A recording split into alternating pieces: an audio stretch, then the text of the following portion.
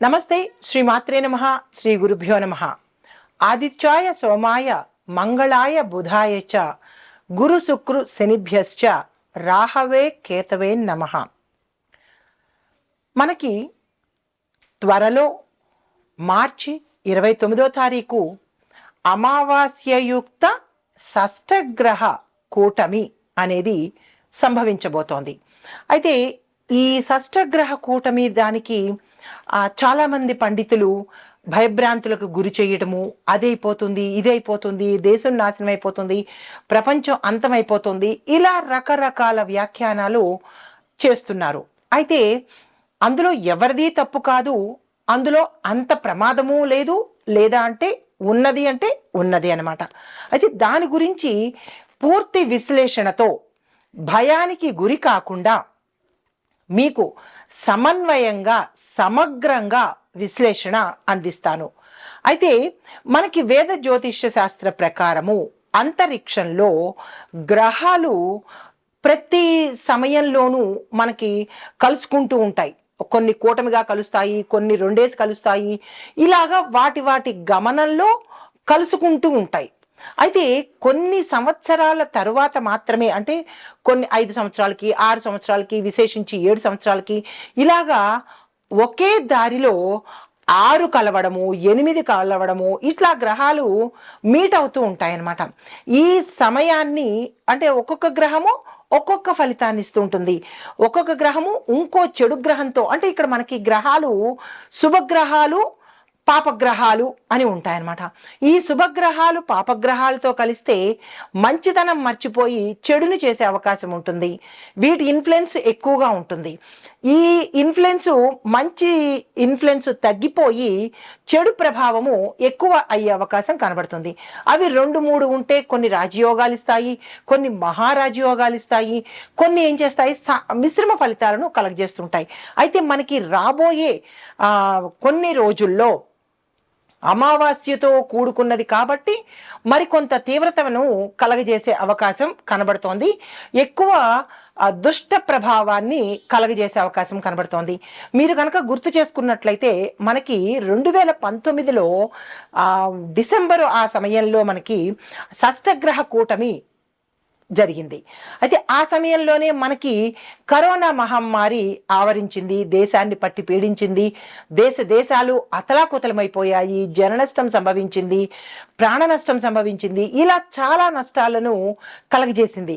అయితే మళ్ళా అటువంటి ఉపద్రవాలే మనకి ఈ సమయంలోనూ కలుగుతాయా అంటే కనుక, అప్పుడు షష్టగ్రహ కూటమి జరిగినది ఏ రాశిలో జరిగింది, ఏ సమయంలో జరిగింది అనే దాని ప్రభావాన్ని బట్టి, దేశ కాల మాన పరిస్థితులను బట్టి, అది దేశం మీద, పరిస్థితుల మీద, మనుషుల మీద కూడా అంతటి ప్రభావాన్ని చూపించింది. అంటే ఆరోగ్యం మీద ఎక్కువగా దెబ్బ పడింది. తర్వాత ఆహారానికి సంబంధించి ఎక్కువ దెబ్బ పడింది. ఇప్పుడు ఎటువంటి దెబ్బ పడబోతోంది అంటే కనుక, ఈ 6 గ్రహాలు మనకి మీనరాశిలో సంచారం చేస్తున్నాయి. అంటే మీనరాశిలో ఈ 6 గ్రహాలు కలయిక జరుగుతోంది. మీనం అంటే అర్థం ఏమిటి? సముద్రంలో ఉండే జంతువు, అంటే సముద్రంలో ఉండే ప్రాణి అనమాట. అంటే ఈ సమయంలో సముద్రంలో ఉండే ప్రాణి కాబట్టి నీటికి సంబంధించినటువంటి ప్రమాదాలు కానీ ఉత్పాతాలు కానీ జరిగే అవకాశం కనబడుతోంది. అయితే కొన్ని భూమికి కూడా ప్రమాదాన్ని తెచ్చిపెట్టే అవకాశం గోచరిస్తోంది కుజ ప్రభావం వల్ల. అయితే భూమికి ఏ రకంగా ప్రమాదం కనబడుతోంది అంటే కనుక, భూకంపాలు విపరీతంగా రావడము, వర్షాలు ఎక్కువగా పడవడము, అంటే అతివృష్టి, భూకంపాలు, దీనితో పాటు నీటికి సంబంధించినటువంటివి, అంటే సముద్రాలు ఉప్పొంగడము, క్రూరమైన జలచరాలు బయటపడి వాటి మనకి సంకేతంగా చూపించడము, అంటే ప్రజలకు రాబోయే రోజుల్లో విపరీతమైన పరిణామాలు, భూ నష్టము, జన నష్టము జరిగే అవకాశం కూడా కనబడుతోంది. భూ నష్టము అంటే కనుక భూమి నీటితో ఆవరించబడి భూమి అనేది లేకుండా పోవడం అన్నమాట. అయితే ఇవన్నీ ఎందుకు జరుగుతాయి, ఎలా జరుగుతాయి అంటే కనుక, మనకి ఒకటి దీని ప్రభావము దేశం మీద, దేశ ప్రజల మీద, కనబడబోతోంది. ఇవి అన్ని దేశాలు కూడా ఈ ప్రభావానికి లోనయ్యే అవకాశం కనబడుతోంది. అయితే ఈ గ్రహాల గమనము, ఈ గ్రహాల సంయోగము, ఈ కూటములు మనకి ఖగోళంలో మార్పులకి చాలా కారణమవుతాయన్నమాట. అది మనకి వాతావరణం మార్పు కూడా దీనిలో భాగమే. అయితే ఈ 2025 మార్చి 29వ తారీఖు ఈ షష్టగ్రహ కూటమి జరిగే ప్రదేశంలో మనకి గతంలో వచ్చినట్టుగా కరోనా మహమ్మారి చైనా నుంచి మనకి విడుదల అయ్యింది. అయితే ఈసారి ప్రజలందరూ భయపడేది మరొక కరోనా లాంటి ఒక వైరస్ ఏమైనా మనకి రాబోతోందా అంటే కనుక వచ్చే అవకాశాలు ఉన్నాయి, కానీ కరోనా అంత తీవ్రత కాదు. అది హెచ్ఎంపివి అనే ఒక చిన్నది అని చెప్పడానికి లేదు, కానీ ఒక రకమైన వైరస్ లాంటిదే అది మనకి వచ్చే అవకాశము, దానితో పాటు తీవ్రమైన పరిణామాలు ఎదుర్కొనే అవకాశం కూడా కనబడుతోంది. అంటే దీని శాతము చాలా తక్కువగా ఉంది, నీటికి సంబంధించినటువంటి శాతము చాలా ఎక్కువగా గోచరిస్తోంది. అది ఎందువల్ల అనే విశ్లేషణ మీకు విపులంగా ఇస్తాను. అయితే ఈ షష్టగ్రహ కూటమి ఎఫెక్ట్ మనకి ఈ హెచ్ఎంపివి వైరస్ మీద అంటే దాని ద్వారా విజృంభిస్తుందా అంటే అది కూడా ఒక కారణం కావచ్చు. అయితే ఈసారి ఈ వైరస్ వల్ల మనకి తీవ్రమైన పరిణామాలు అంతగా ఉండవు అని మన జ్యోతిష శాస్త్రజ్ఞులు చెప్తున్నారు. అంటే ఉంటాయి, కానీ అంత తీవ్రత, కరోనా అంత తీవ్రత అయితే ఉండదు.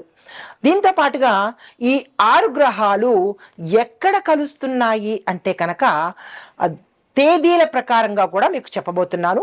జాగ్రత్తగా భయపడకుండా వినే ప్రయత్నం తప్పనిసరిగా చేయండి. అయితే గత ఏడాది మనకి అక్టోబరు 23వ తారీఖు ఈ రాహు మీనరాశిలో ప్రవేశించాడు. మీనరాశి అంటే సముద్ర జలచరం అన్నమాట. తర్వాత జనవరి 28న శుక్రుడు కూడా మీనరాశిలోకి ప్రవేశం చేశాడు. ఆ తర్వాత ఫిబ్రవరి 28వ తారీఖున బుధుడు కూడా మీనరాశిలోకే ప్రవేశం చేశాడు. తరువాత మార్చి 15 అంటే ఇంకా రాబోయే 15 అన్నమాట. ఈ మార్చి 15లో రవి కూడా మీనంలోకే ప్రవేశం చేశాడు. అంటే మీనరాశిలో ఒక్కొక్క గ్రహము తన స్థానంలోకి వెడుతున్నారు. తర్వాత 15 తర్వాత మళ్ళీ మార్చి 28వ తారీఖున చంద్రుడు కూడా మీనంలోనే కలుస్తున్నాడు. ఆ తర్వాత మార్చి 29న శనిదేవుడు కూడా మీనంలోనే కలుస్తున్నాడు. అంటే ఈ 6 గ్రహాలు తేదీల వారీగా మీనరాశిలోకి వచ్చి అక్కడ కూటమిగా ఏర్పడుతున్నాయి. ఈ కూటమి వల్ల అంటే ఇందులో పాపగ్రహాలు ఉన్నాయి, శుభగ్రహాలు ఉన్నాయి.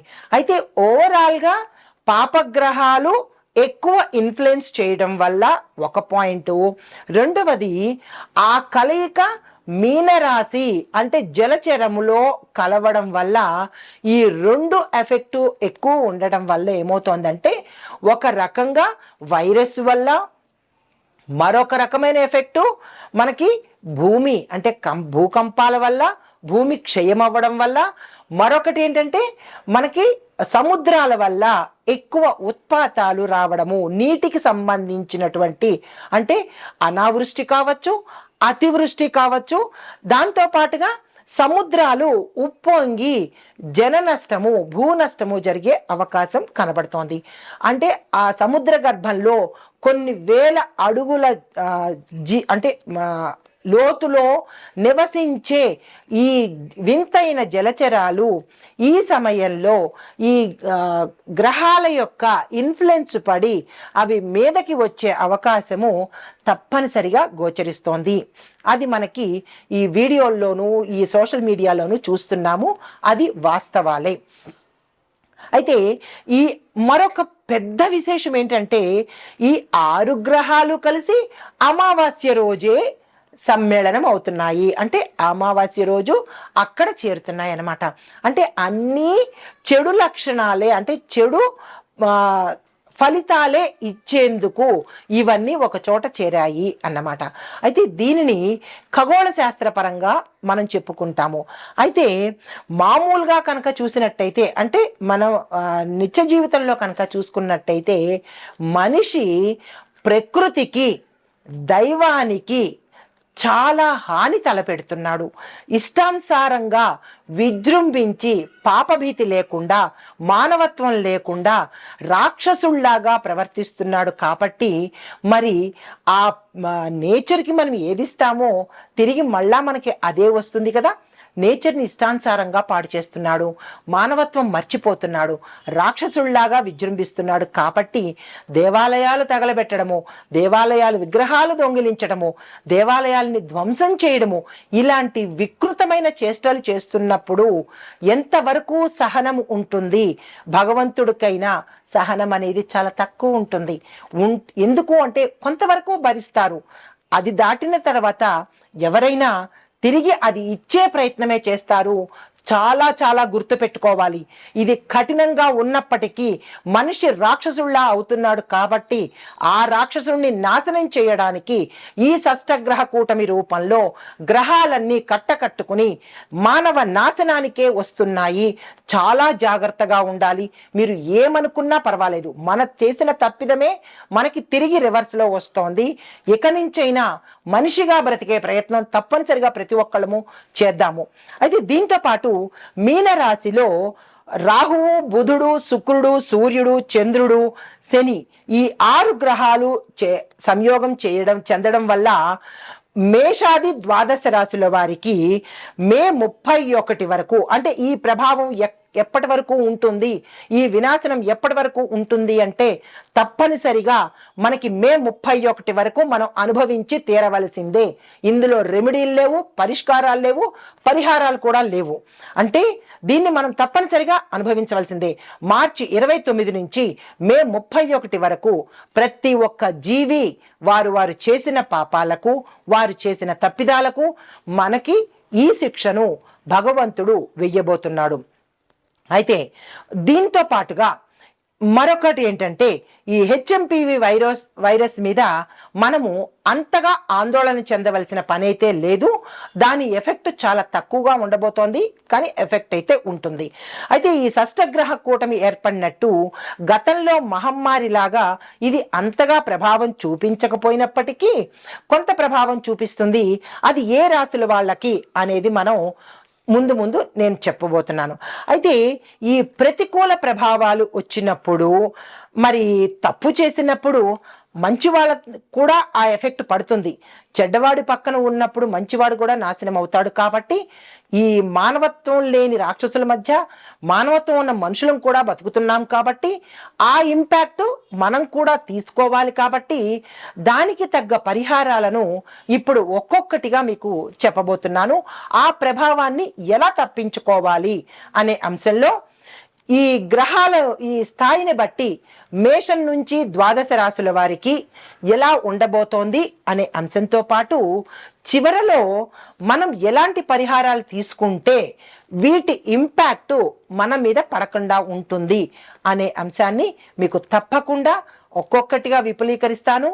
భయపడకండి. కనీసం ఇప్పటి వరకు రాక్షసులుగా ప్రవర్తించిన ప్రతి మనిషి కూడా మానవుడిగాను, దేవుడుగాను మారే ప్రయత్నం చేస్తే మనము బతుకుతాము, మన ముందు తరాలు బతుకుతాయి. కాబట్టి తప్పనిసరిగా ఆ ప్రయత్నం చేయండి.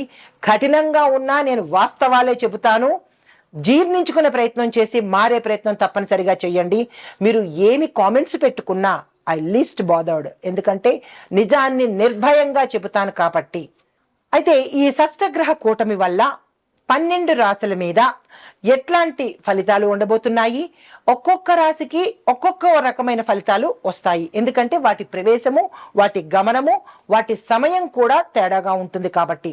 అయితే ఈ షష్టగ్రహ కూటమి 6 రాశుల్లో కలిసి ఉండడం వల్ల విశేషమైన శక్తి సామర్థ్యాలు, ఆ జాతకులకు విశేషమైన యోగాన్ని కూడా కలగజేస్తున్నాయి. అయితే ఈ సందర్భంలో ఏ రాశి వాళ్ళు లాభాలు పొందారు, ఏ రాశి వాళ్ళు నష్టాలు పొందారు, ఏ రాశి వాళ్ళు ఎట్లాంటి ఫలితాలు పొందుతున్నారు అనే అంశాన్ని ప్రతి ఒక్కటి వివరంగా చెప్తాను. స్కిప్ చెయ్యకుండా కరెక్ట్గా చూసుకునే ప్రయత్నం తప్పనిసరిగా చేసుకోండి.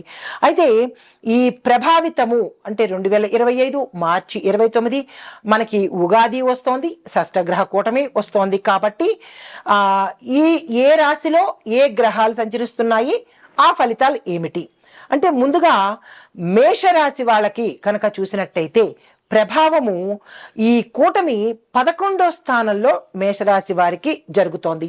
11వ స్థానం ఏంటి? లాభస్థానం అన్నమాట. ఈ లాభస్థానంలో అది జరగడం వల్ల వారికి ఆకస్మిక ధనలాభాలు, ఏది చేసినా లాభం రావడము, వ్యాపారాల్లో కానీ ఉద్యోగాల్లో కానీ ఎక్కడైనా వీరు ఏ పని చేసినా ధనానికి సంబంధించి లాభాలు వచ్చే అవకాశం కనబడుతోంది. ఈ సమయాన్ని మీరు వదులుకోకండి. మార్చి 29 నుంచి మే 31 వరకు మనకి సదవకాశం కనబడుతోంది. కాబట్టి సద్వినియోగం చేసుకునే ప్రయత్నం తప్పనిసరిగా చేయండి.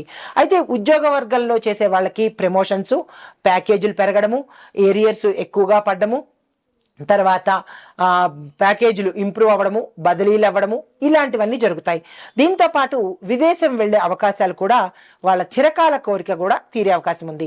ఇంకా వ్యాపార, వర్తక, వాణిజ్య, వ్యవసాయ రంగాల్లో ఉన్న వాళ్ళకి చూసినట్టయితే విశేషమైన పంటలు పండడము, విశేషమైన లాభాలు రావడము, ఆర్థిక ఒప్పందాలు, ఆర్థిక లావాదేవీలు, భాగస్వామ్య ఒప్పందాలు, విదేశాల్లో వెళ్ళి చేసుకోవడము, ఇలా మీరు ఏదైతే ఈ సమయంలో చేయబోతున్నారో అవన్నీ కూడా ధనానికి సంబంధించి లాభాలు వచ్చే అవకాశం గోచరిస్తోంది. వ్యాపారస్తులకు చాలా చక్కగా అనుకూలంగా ఉంటుంది. కాబట్టి ఈ సమయాన్ని మీరు ఉపయోగించుకునే ప్రయత్నం చేయండి. ఆరోగ్యపరంగా చూసినట్టయితే అనారోగ్య సూచనలు చాలా ఎక్కువగా కనపడుతున్నాయి. అవి ఎందువల్ల ఏమిటి అనేది మీరు చూసుకోండి. ఆహార వ్యవహార శైలిని మీరు తప్పనిసరిగా మార్చుకునే ప్రయత్నం చేసినట్టయితే కనుక మంచి ఆరోగ్యం మీ సొంతమవుతుంది. అయితే మీకు చెప్పదగిన పరిహారాలు, హనుమాన్ చాలీసా తప్పనిసరిగా చేయాలి. ఎందుకు హనుమాన్ చాలీసా చెప్తారు అంటే కనుక ఈ పాపగ్రహాలు ఒక్క హనుమంతుడికి, శివుడికి తప్ప మిగతా వాళ్ళకి అంత లొంగే ప్రయత్నం చెయ్యరు. కాబట్టి ఎప్పుడు చెప్పినా హనుమాన్ చాలీసానే చెప్తారు అని అనుకునే చెయ్యకండి. Hanuman Chalisa the best remedy అనమాట. శివారాధన, హనుమాన్ చాలీసా, దీంతో పాటు కాలభైరవాష్టకము, నవగ్రహ పీడా స్తోత్రము, నవగ్రహ స్తోత్రము. ఎందుకంటే మనకి వచ్చేది ఈ నవగ్రహాల వల్లే, కాబట్టి వాటిని శాంతింపజేసే ప్రయత్నమే ఈ పరిహారాలు. దీంతో పాటు ఆదివారం నాడు అంటే మన షష్టగ్రహ కూటమిలో సూర్యుడు కూడా ఉన్నాడు. కాబట్టి ఆదివారం నాడు తప్పనిసరి నియమాలు పాటించండి. మాంసాహారము, మద్యము నిషేధించండి. ఏకభుక్తం చేయండి. సూర్యారాధన చేసుకోండి. బ్రహ్మచర్యాన్ని తప్పనిసరిగా పాటించండి. సూర్యుడు చాలా తీవ్రమైన గ్రహము. శనేశ్వరుడు, సూర్యుడు చాలా తీవ్రమైన గ్రహం. కాబట్టి చాలా జాగ్రత్తలు పాటించి ఈ పరిహారాలు చేసుకోండి. దీనితో పాటుగా ఈ షష్టగ్రహ కూటమి దేశానికి తరువాత ప్రకృతికి ఎలాంటి పరిణామాలు ఇవ్వబోతోంది అనే అంశంలో, ఈ షష్టగ్రహ కూటమి అంటే ఈ 6 గ్రహాలు ఒకే చోట ఒకే సమయంలో ఇంచుమించుగా ఒకే సమయంలో ఏర్పడడం జరుగుతోంది. కాబట్టి ఇది అత్యంత శక్తివంతమైన గ్రహస్థితి. ఇట్లాంటి గ్రహస్థితి అరుదుగా జరుగుతుంది. 2019లో జరిగింది. అప్పటి నుంచి ఇప్పటికి 7 సంవత్సరాలు రమారమిగా పట్టింది. కాబట్టి చాలా విశేషమైన తీవ్రమైన పరిణామాలు చోటు చేసుకుంటాయి. దేశ రాజకీయాలు, ఆర్థిక వ్యవస్థ, ప్రకృతిలో విపరీతమైన మార్పులు, ఊహించనటువంటి పెనుమార్పులు, వాతావరణ పరిస్థితుల మీద ఎక్కువగా ప్రభావాన్ని చూపిస్తుంది. అయితే ఈ గ్రహ కూటమి ఏ రాశిలో ఏర్పడుతోంది, వాటి దృష్టి ప్రభావం ఎలా ఉంటుంది అంటే దేశ రాజకీయాల మీద, పాలకుల మీద, పాలకుల కీలక నిర్ణయాల మీద ప్రభావం చూపిస్తుంది. రాజకీయ నాయకులు చాలా జాగ్రత్త, తస్మాత్ జాగ్రత్త. కొన్ని ప్రభుత్వ విధానాల్లో పెద్ద పెద్ద మార్పులు కూడా చోటు చేసుకునేవి, ఆశ్చర్యకరమైన మార్పులు కూడా చోటు చేసుకుంటాయి. తర్వాత అధికారము, శక్తి అంటే వాటి యొక్క పదవుల కోసము విపరీతమైన పోరాటాలు, మరణాలు జరిగే అవకాశము, అంటే కొట్టుకునే పరిస్థితి కనబడుతోంది. అంటే ప్రజల్ని పరిపాలించడం మర్చిపోయి ఈ కొట్టుకోవడాలు, పదవుల కోసం పాకులాడ్డాలు, పదవుల కోసం ఎటువంటి ప్రయత్నాలైనా చేయడాలు జరుగుతాయి. అల్లకల్లోల పరిస్థితి. కొందరు ప్రముఖ రాజకీయ నాయకులకు చాలా సంక్షోభ పరిస్థితి ఏర్పడుతుంది. వారికి పదవి ఉంటుందా ఊడుతుందా అనేటువంటి మానసిక వేదన కలిగే అవకాశము, కొన్ని రాష్ట్రాల్లో అస్థిరత, దాంతోపాటు ఆందోళనలు చెలరేగుతాయి. ప్రజల మధ్య, రాజకీయ నాయకుల మధ్య విపరీతమైన ఆందోళనలు, తగాదాలు, కొట్టుకోవడాలు, ఇలాంటివన్నీ ప్రజల నిరసనలు జరుగుతాయి. తరువాత కూటమిగా ఉన్న ప్రభుత్వం ఉన్న ప్రాంతాల్లో అంతర్యుద్ధాలు జరిగే అవకాశం కనబడుతోంది. బయటికి కనిపించని ఇంటర్నల్ గా కొన్ని రాజకీయ యుద్ధాలు జరుగుతాయి. ఆ పరిణామాలు కూడా ఈ సమయంలో చోటు చేసుకుంటాయి. దీనికి పరిహారం ఏమిటి అంటే కనుక, దేశ శాంతి, రాజకీయం స్థిరంగా ఉండేందుకు శాంతి యజ్ఞాలు మన రాజకీయ నాయకులు జరిపించాలి, తప్పదు. గోసేవలు చేసుకోవాలి. అధికారంలో ఉన్న నేతలు దొంగాటలు, అక్రమాలు మానుకొని ప్రజాసేవ మీద కనుక దృష్టి పెట్టినట్టయితే ఒకంత మంచి జరిగే అవకాశం కనబడుతోంది.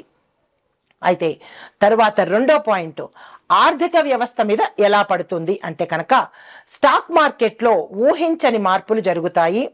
అనుకోని లాభాలు, నష్టాలు రెండు ఉంటాయి. బంగారము, వెండి, లోహాలలో ధరలు హెచ్చు తగ్గులుగా ఉంటాయి. ఒకసారి ఒక ధర, రెండోసారి ఇంకొక ధర, అంటే తగ్గడము, ఎక్కడము. దీనివల్ల ఏమవుతుందంటే మార్కెట్ అస్తవ్యస్తమైపోతుంది.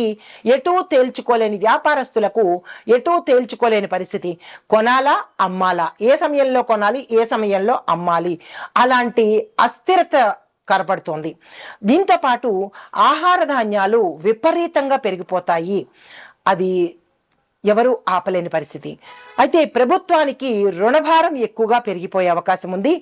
బ్యాంకింగ్, ఫైనాన్స్ రంగాల్లో కొత్త నియమాలు, కొత్త రూల్స్, కొత్త రెగ్యులేషన్స్ వచ్చే అవకాశం కనబడుతోంది.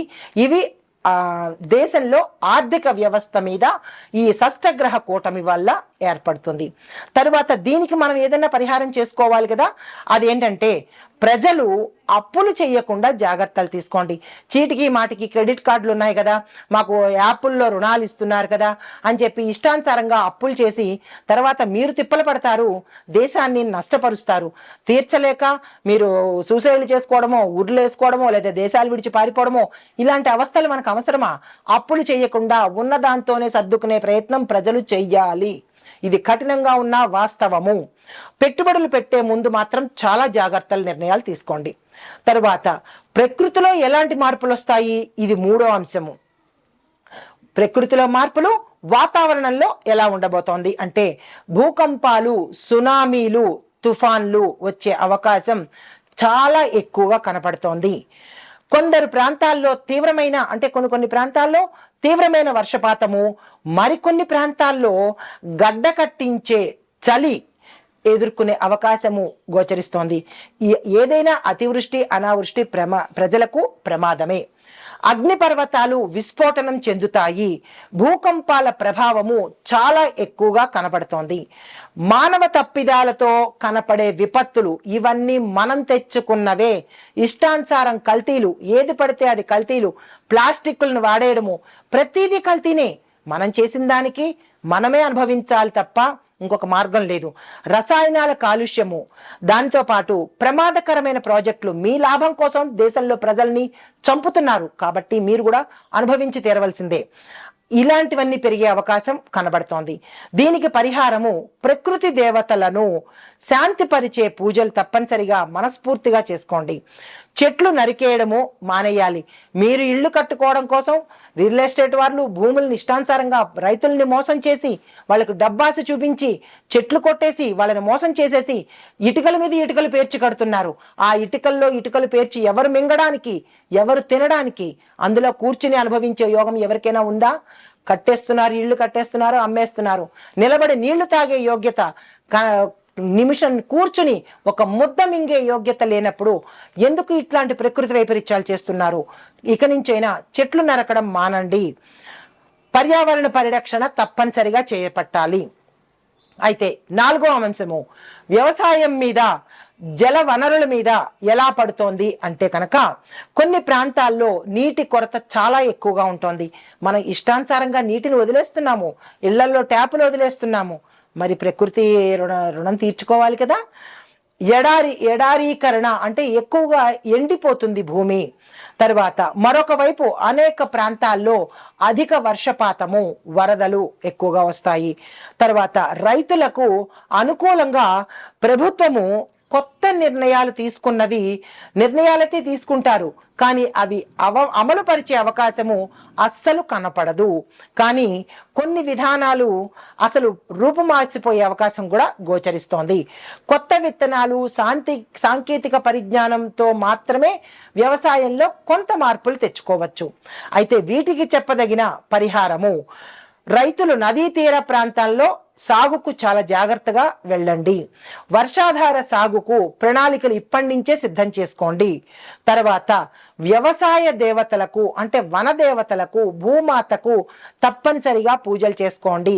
నేను ప్రతి అంశంలోనూ భూమి పూజ చేసుకోండి, రైతులు జాగ్రత్తగా ఉండండి అని హెచ్చరిస్తూనే ఉంటా. మీరు గమనించారో లేదో నాకు తెలియదు, కానీ భూమాత పూజ చేసుకోండి అని రైతులకు హెచ్చరిస్తూనే ఉంటా. అది ఇప్పుడు సమయం ఆసన్నమైంది. అప్పుడు నెగ్లెక్ట్ చేసినా, అప్పుడు విస్మరించినా ఇప్పుడు తప్పక చేయవలసిన పరిస్థితి. తరువాత వైద్య రంగం మీద ఎలా పడుతోంది అంటే వైద్యము, ఆరోగ్యం మీద. వైరస్లు, అంటువ్యాధులు వల్ల ప్రజలు చనిపోయే అవకాశం గోచరిస్తోంది. దానితో పాటు ఆరోగ్య రంగంలో సాంకేతిక పురోగతి కనబడుతోంది. కొత్త మందులు కనిపెడతారు. కొత్త మందులు అయితే కనిపెడతారు, వాటి మీద ప్రయోగం ఎవరి మీద చేస్తారు? మళ్ళా మనుషుల మీదే చేస్తారు. జాగ్రత్త వహించండి. మానసిక ఒత్తిడి, డిప్రెషన్లోకి వెళ్ళిపోతారు. డబ్బులు రావు, ఇళ్ళు కట్టేస్తున్నారు, డబ్బులు రావు, మళ్ళా ఏమవుతుంది? అధిక డిప్రెషన్. ఆ డిప్రెషన్ మళ్ళా చావుకి కారణము. దీనికి తగ్గ పరిహారము, ప్రజలు వ్యక్తిగత ఆరోగ్యాన్ని ఎక్కడ పడితే అక్కడ తినేయకుండా ఫాస్ట్ ఫుడ్లు, ఈజీ ఫుడ్లు, స్లో ఫుడ్లు ఇలాంటి ఫుడ్ల మీద పడిపోకండి. రోడ్డు మీద అమ్మే ఫుడ్ల మీద పడిపోకండి. మీ ఆరోగ్యం మీరు జాగ్రత్త పెట్టుకోండి. ముందు డాక్టర్ల కొరత కూడా వస్తుంది, సరి అయిన వైద్యం ఉండదు. మీరు తిన్నందుకు మీరే అనుభవించవలసిన పరిస్థితి, ఆకస్మికంగా చచ్చే పరిస్థితి వస్తుంది. కాబట్టి జాగ్రత్తలు తీసుకోండి. అంటే ఆహారం మీద పట్టు పెట్టుకోండి, నియంత్రణ పెట్టుకోండి. జొమాటోలు, టమాటోలు అంటే ఆర్డర్లు పెట్టేసి వాళ్ళు ఏం ఫుడ్ చేస్తున్నారో మీకు తెలీదు, తెచ్చేసుకుంటారు, ప్యాకెట్లు ఓపెన్ చేస్తారు, తినేస్తారు, అనారోగ్యం పాలవుతారు. ఒక్క డాక్టరు అందుబాటులోకి ఉండరు. మన ఆరోగ్యము, మన చావుని మనమే కొనుక్కుంటున్నాము ఆన్లైన్లో. జాగ్రత్తలు తీసుకోండి. అయితే యోగా చేయండి, ఆహారం మీద నియంత్రణ పెట్టుకోండి, మానసిక ఆరోగ్యాన్ని తప్పనిసరిగా అలవాటు చేసుకోండి. అయితే ప్రపంచ రాజకీయాల మీద ఎలా ఉండబోతోంది అంటే దేశ రాజకీయం మీద చెప్పుకున్నాము. ఇప్పుడు ప్రపంచ రాజకీయం మీద కొన్ని దేశాల్లో యుద్ధం తథ్యం, యుద్ధాలు వస్తాయి. కొన్ని దేశాలు అంటే చైనా, అమెరికా, రష్యా దేశాల మధ్య తీవ్రమైన ఒత్తిడి పెరుగుతుంది. కొన్ని దేశాల్లో ఆర్థిక సంక్షోభము ఏర్పడే అవకాశం కనబడుతోంది. ప్రపంచ ఆరోగ్య సంస్థ అంటే WHO ముఖ్యమైన నిర్ణయాలు తప్పనిసరిగా తీసుకుంటుంది. పరిహారము, అన్ని దేశాలు కలిసి సమస్యలను పరిష్కరించే ప్రయత్నం చేయాలి. యుద్ధ వైరాన్ని శాంతి దిశగా మళ్లించే ప్రయత్నం చేసుకోవాలి. అయితే దీనికి చెప్పదగిన పరిహారము క్లుప్తంగా, షష్టగ్రహ కూటమి దేశ స్థాయిలో పెద్ద మార్పులు తీసుకొస్తోంది. ప్రకృతి విపత్తులు పెరిగే అవకాశం కనబడుతోంది. రాజకీయ, ఆర్థిక విధానాల్లో అనిశ్చిత ఏర్పడుతోంది. రాజకీయంగా, ఆర్థికంగా చాలా స్థిరంగా ఉండాలి. వ్యక్తిగత జీవితాల్లో విపరీతమైన మార్పులు గోచరిస్తున్నాయి. సాధారణమైన పరిహారాలు, నవగ్రహ హోమాలు తప్పనిసరిగా చేయించుకోవాలి. పర్యావరణం మీద దృష్టి పెట్టాలి. ధ్యానము, యోగా ద్వారా కొంత ఉపశమనం కలుగుతుంది. చెట్లను తిరిగి నాటే ప్రయత్నం చేయండి, చెట్లను కట్ చేసే ప్రయత్నం చేయకండి. దాన ధర్మాలు చేసుకోండి. పింగించి పీనాసితనంగా ఎవరు ఫ్రీగా ఇస్తారు, ప్రతిదీ ఫ్రీ అనే మాటను మర్చిపోవడం నేర్చుకోండి. ఏ కాడికి ఎదుటివాళ్ళు మాకు ఇవ్వాలి, మేము మా ధనాన్ని మేము ఇంట్లో పెట్టుకోవాలి అనే పరిస్థితిని నుంచి మీరు ఫ్రీ అనేది మానుకుని ఎదుటి వాళ్ళకి దాన ధర్మాలు చేసే ప్రయత్నాలు తప్పనిసరిగా చేసుకుంటే కనుక ఈ షష్టగ్రహ కూటమిని గమనిస్తూ ముందస్తు చర్యలు తీసుకుంటే మనము, మన దేశము, మన ఆర్థిక వ్యవస్థ అన్నీ బాగుంటాయి. నమస్తే.